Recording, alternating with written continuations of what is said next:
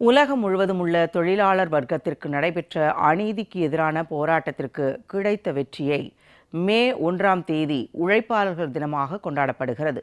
மே தினத்தில் உழைக்கும் கரங்களை பற்றிய செய்தி தொகுப்பை இப்போது பார்க்கலாம்.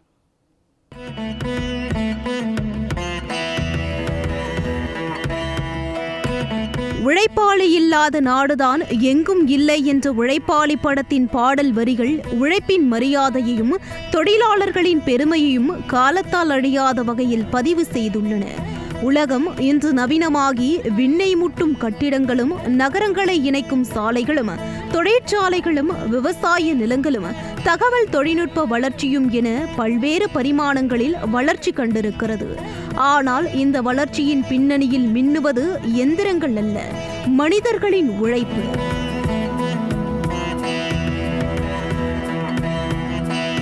நகரங்களில் உயரமான ஒரு கட்டிடத்தை நாம் வியப்புடன் பார்க்கலாம்.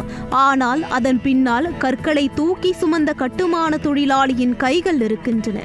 வயலில் விளையும் தானியம், காய்கறிகளை உண்ணும் நாம் அதற்கு பின்னால் வெயிலையும் மழையையும் பொருட்படுத்தாமல் வேலை செய்த விவசாயிகளின் உழைப்பு அடங்கியிருக்கிறது.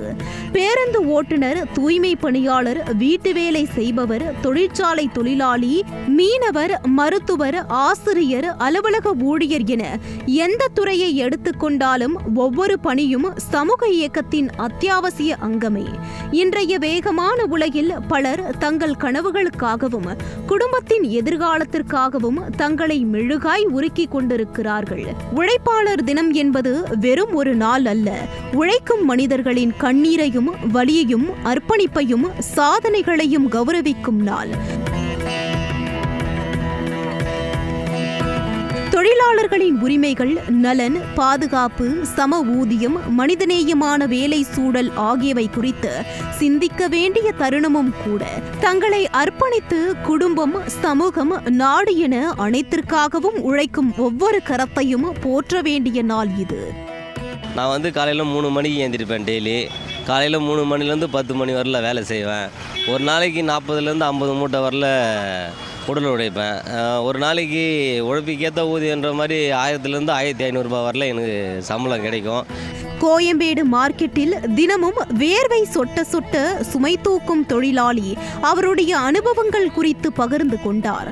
அப்போது அவர் கூறுகையில் நாள் ஒன்றுக்கு 40 முதல் 50 மூட்டைகளை சுமப்பதாகவும் மூட்டை சுமப்பது அவ்வளவு எளிதல்ல என தனது வழிகளை பகிர்ந்தார். இங்கே மேக்ஸிமம் எப்படியும் ஒரு 10,000 பேருக்கு மேலே கூலி தொழிலாளர்கள் இருப்பாங்க. அதில் இப்போ நான் ரைட்டராக ஒர்க் பண்ணுறேங்க. இப்போது ஒரு மகாராஷ்டிராலேருந்து வருதுன்னா அங்கேருந்து வருது ஒரு மேக்ஸிமம் 2 டேஸ்னாச்சும் ஆகும். அங்கேருந்து டிரைவருங்க கண்ணு முடிச்சு ஓட்டிகிட்டு வரணும். அங்கேருந்து இங்கே டைமிங் கணக்கில் வந்துட்டாங்கன்னா இங்கேருந்து சிறு வியாபாரிகளுக்கு போகும். சிறு வியாபாரிகள் அவங்கவுங்க வீட்டுக்கு போயிடும், அவங்கவுங்க வாங்கிக்குவாங்க. கடையில் வேலை செய்யும் பணியாளர் அவரது அனுபவங்கள் குறித்து கூறுகையில் சின்ன சின்ன பொருட்களாக வாங்குபவர்களுக்கு அது எப்படி வருகிறது என தெரியவில்லை எனவும் அதன் பின்னால் ஆயிரக்கணக்கான தொழிலாளர்களின் வியர்வை அடங்கி உள்ளதாகவும் தெரிவித்தார். 5 மணிலேருந்து ஓடுறோம், நைட்டு 10 மணி வரலாம். அது வரலாம் சவாரி வந்தால் தான் உண்டு. இப்போ காலையில் 5 மணிக்கு இது வரலாம் இன்னும் எங்கேயும் போகல. ஆட்டோ ஓட்டி படிக்க வைக்கிறவங்களும் படிக்க வச்சுட்டு தான் இருக்காங்க. இன்றைக்கும் படிக்க வைக்காமல் விட்டுல படிக்க வைக்கிறாங்க. அதை பசங்க புரிஞ்சிக்கல. சில பேர் புரிஞ்சுக்கிறாங்க.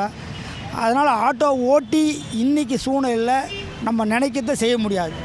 30 வருடங்களாக ஆட்டோ ஓட்டுநராக பணியாற்றி வரும் தீர்த்தமலை என்பவர் பேசுகையில் இப்போதைய டிஜிட்டல் உலகில் சவாரிகள் அவ்வளவு எளிதாக கிடைப்பதில்லை எனவும் ஆட்டோ ஓட்டி வரும் வருமானத்தில் குடும்பத்தை நடத்த வேண்டிய சூழல் இருப்பதாக தனது நிலைமையை பகிர்ந்து கொண்டார். விலைவாசி உயர்ந்துள்ள இந்த காலகட்டத்தில் ஆட்டோ ஓட்டி வாழ்க்கையை நடத்துவது சிரமமாக இருப்பதாக தெரிவித்தார். காலையில் 5 மணிக்கு இல்லை 3 மணிக்கு நாங்கள் இந்த ஏரியாவுக்கு வந்துடுவோம். ஃபுல்லாக ரோடெல்லாம் க்ளீன் பண்ணிட்டு எல்லாத்தையும் கவரில் போட்டு பக்காவாக க்ளீன் பண்ணி குப்பையில் போடுறோம். அடிக்கிற வெயில் கஷ்டத்தில் நாங்கள் வேலை செஞ்சுட்டு தான் இருக்கோம். குடும்ப கஷ்டம் அந்த இதனால் நாங்கள் கஷ்டப்பட்டு உழைக்கிறோம்.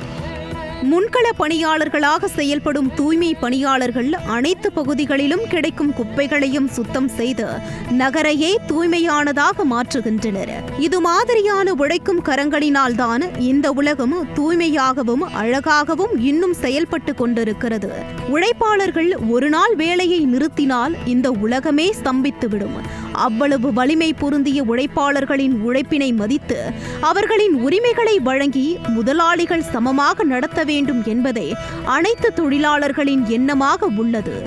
ஜெயா பிளஸ் செய்திகளுக்காக ஒளிப்பதிவாளர் பி. பத்மநாபனுடன் செய்தியாளர் குணசுந்தரி.